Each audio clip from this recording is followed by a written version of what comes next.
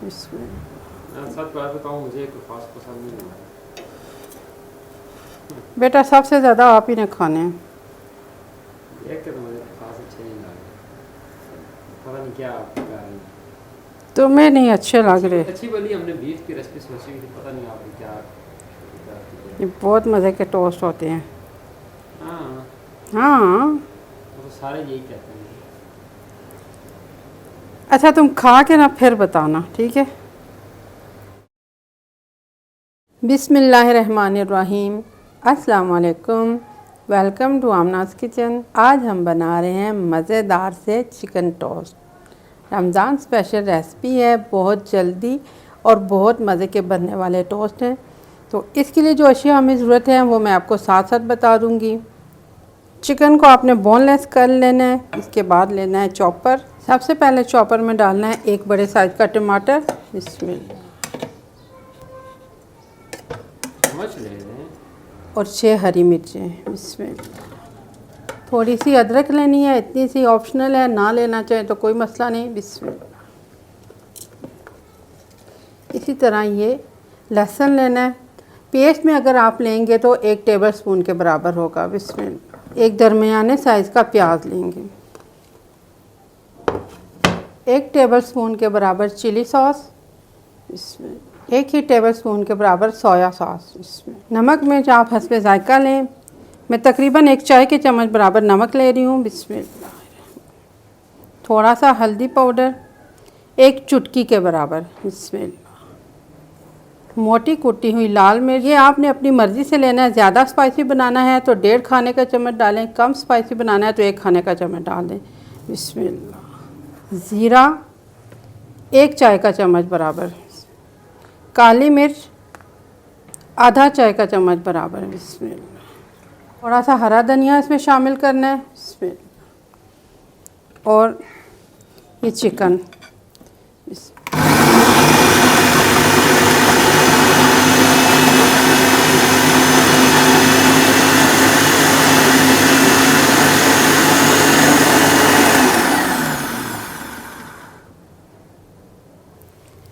अब ये हो गया है। इसको मैं देखती हूँ। ये देखिए, ये बिल्कुल एक पेस्ट बन गया है और बहुत छोटे छोटे से इसमें प्याज वगैरह के चंक्स मौजूद हैं। तो बस ये तैयार हो गया है। इसको बोल में निकाल लेती हूँ। ये देखिए, अब ये बहुत अच्छा सा पेस्ट बन गया है। इसमें थोड़ा सा केचप भी मिलाना है। बिस्मिल्लाह।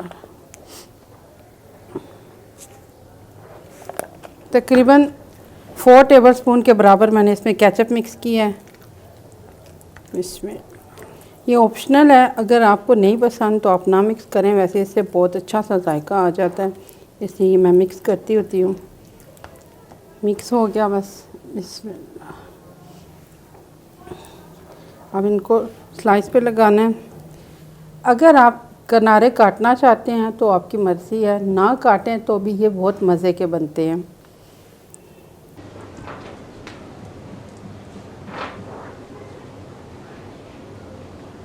अगर आपने इसके किनारे काटने हैं तो फिर किनारों को ना लगाएं, वरना पूरे स्लाइस पे इसको फैलाएं अच्छी तरह से।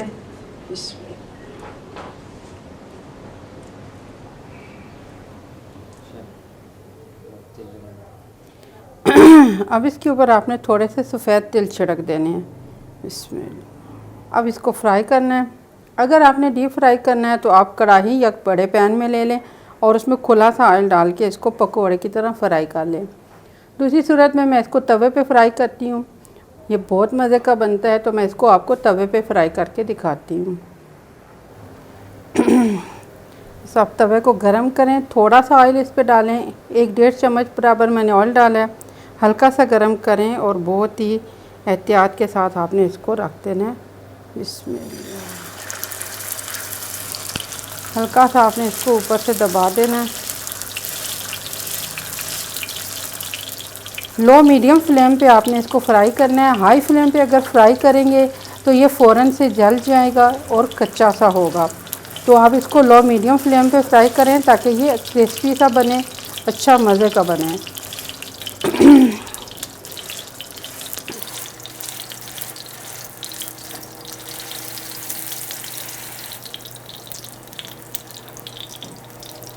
इसमें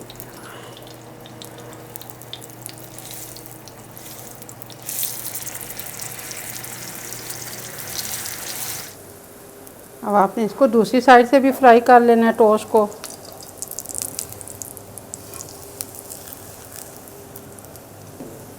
देखिए कितना प्यारा सा इस पर कलर आया है और ये कितना अच्छा सा लग रहा है, कितना प्यारा बना है। दूसरी साइड से देखें, इसी तरह से आप ये टोस्ट फ्राई करें सारे।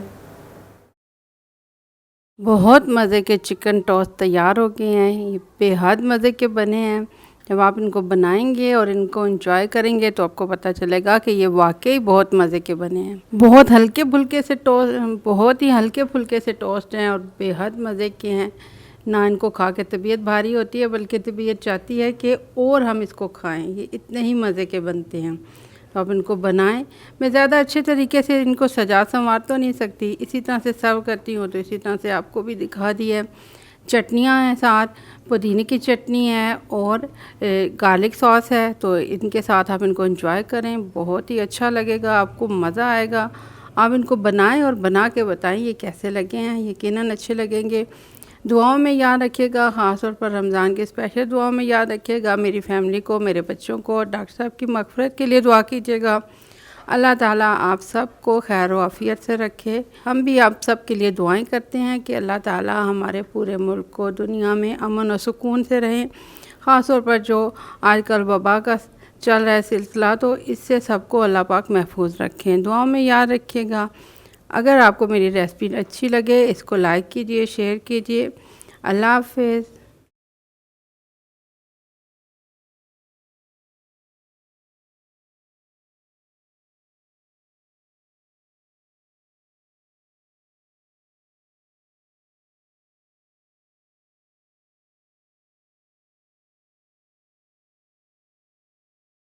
अच्छा, बहुत मज़े की चिकन की खुशबू आ रही है, बहुत मज़े की। मुझे नहीं यहाँ कुछ भी नहीं आ रहा।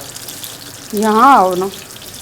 ये कौन चलाएगा फिर? बाबर ने नया कैमरा लाया ना, तो अब इसको शौकी आई हुई है। ये इस वक्त कैमरे के साथ ही चिपक के खड़ा है। इतने महीने रेसिपी ना बनने की वजह भी बाबर का कैमरा ही था। इसका कैमरा ख़राब था और इसको कोई कैमरा यहाँ रावलपिंडी इस्लामाबाद में पसंद नहीं आ रहा था। बहुत सारे दिन इसने रावलपिंडी इस्लामाबाद की मार्केट चेक की, इसको कोई भी कैमरा अच्छा नहीं लगा। ये अपने चाचू के साथ पेशावर गया है, वहाँ से ये कैमरा लेके आया है। अब मुतमईन हो? अभी भी मुतमईन नहीं है। बाबर इस साइड से आओ ज़रा, मुझे निकाल दो चिमटा।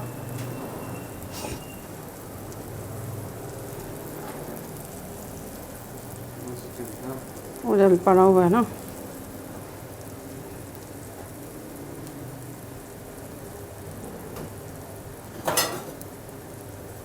हाँ, ये इसको साफ़ कर दो। बस फ्राई कर लेना है टोस्ट को।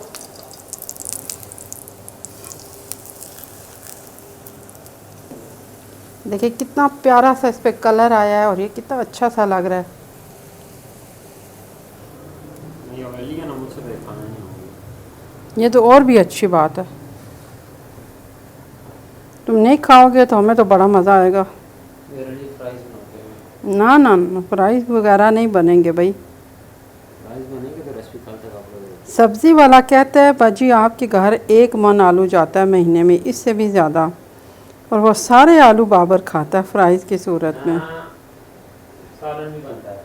ना ना ना, सालन में आलू हम बहुत कम इस्तेमाल करते हैं। सालन में लग जाते हैं भाई।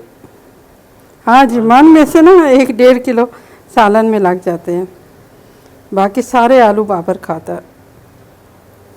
खाने चाहिए ना, तो फिर नज़र भी आने चाहिए ना। वो तो मुझे नहीं पता। मैं तो खाता हूँ। ये तो आप एग्री करेंगे, 1 महीने में 1 मन आलू एक बंदा अगर खा जाए, खाने से तो नहीं भाग रहा। नहीं, वो खाने से तो भाग रहा होता है वो बंदा जो है ना। उस बंदे को मैं क्या कहूँ कि वो आलू सिर्फ खा रहा होता है और कुछ नहीं खा रहा होता। वो बनाएंगे तो वो खाऊंगा ही ना। ये बहुत मज़े के टोस्ट होते हैं। हाँ, हाँ, तो सारे यही कहते हैं। अच्छा तुम खा के ना फिर बताना, ठीक है?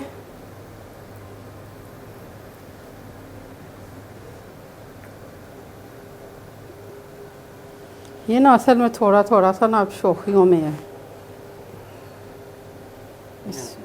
हे।